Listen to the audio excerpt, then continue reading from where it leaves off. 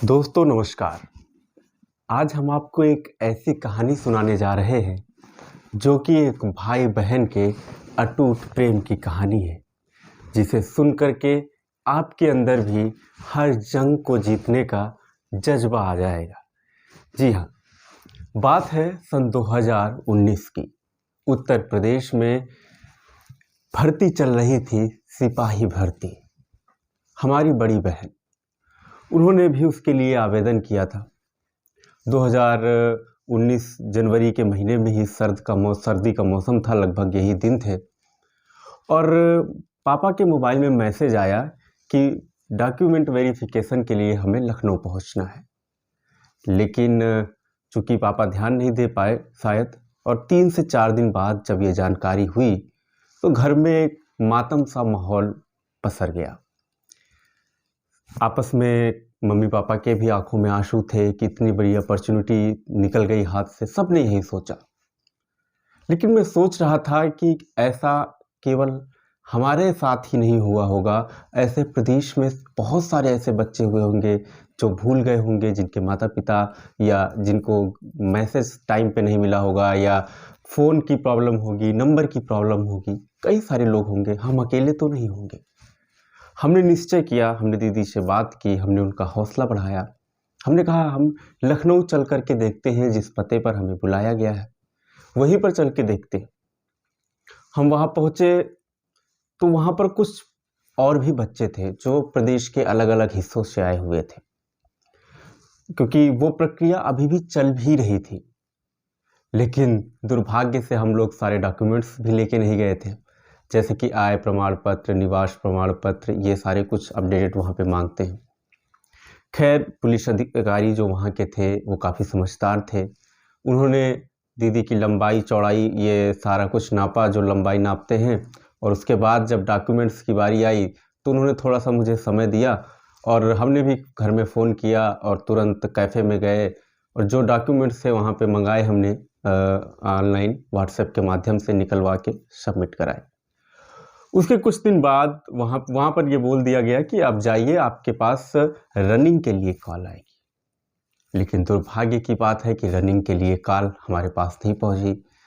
लेकिन हम लोगों ने फिर से लखनऊ जाने का निर्णय किया कि लखनऊ चलते हैं, देखते हैं कि जब हमारा सब कुछ ओके है, कागज़ ओके हो चुके हैं, लंबाई भी है, और वहाँ पे ऐसा बोले हैं, तो हो सकता है फिर से कुछ मिस्टेक हो गई होगी।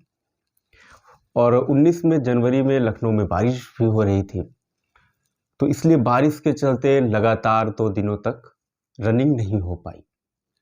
हम लोग वहीं लखनऊ जो रेलवे स्टेशन है वहीं पे सो जाते थे वापस आकर के, दोनों भाई बहन, और साथ में कुछ भी थे, बिस्तर थे जो उन्हीं को बिछा करके ज़मीन पर ही। बहुत सारे लोग लेटे होते, हम लोग भी लेट जाते थे। एक सबसे दिलचस्प बात यह है कि वहाँ पे जो सफाई कर्मी होते हैं सुबह जल्दी आते थे, तो वो एक ट्रॉली टाइप में था, उसमें कम से कम 20 लीटर पानी भर के लाते थे। तो वो एक एक को जगा तो सकते नहीं थे, उनकी भी अपनी मजबूरी थी।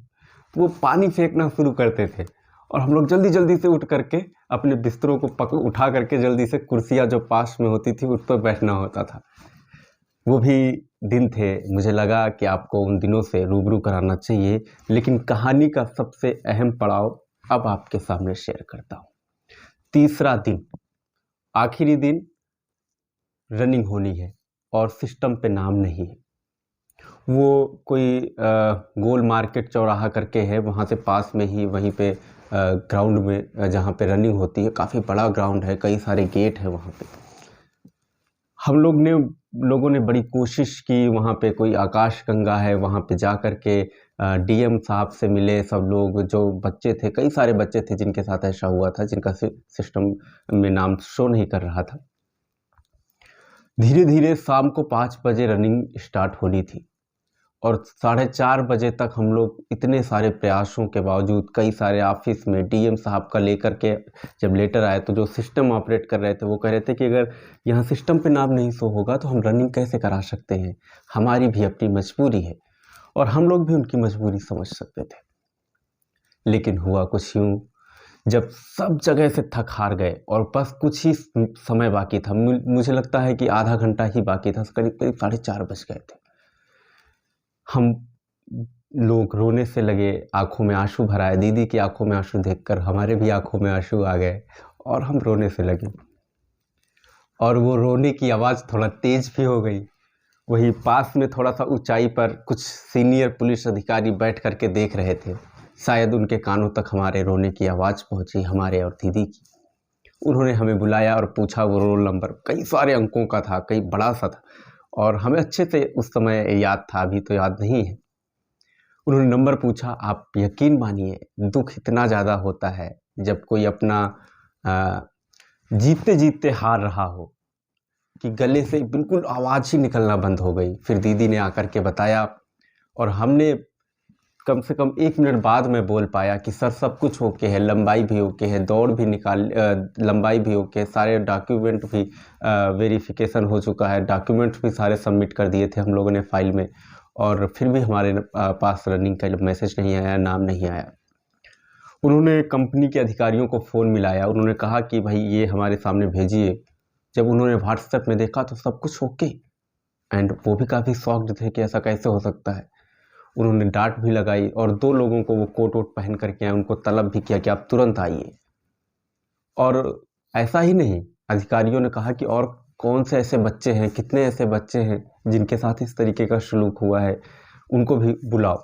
लेकिन बहुत से लोग, बहुत सी लड़कियां, उनके घर वाले रो करके, प्रयास कर करके थोड़ा पहले ही निकल गए थे। हमने कोशिश की उनको देखने की, लेकिन वो दिखाई नहीं दिए, यानी कि वो जा चुके थे।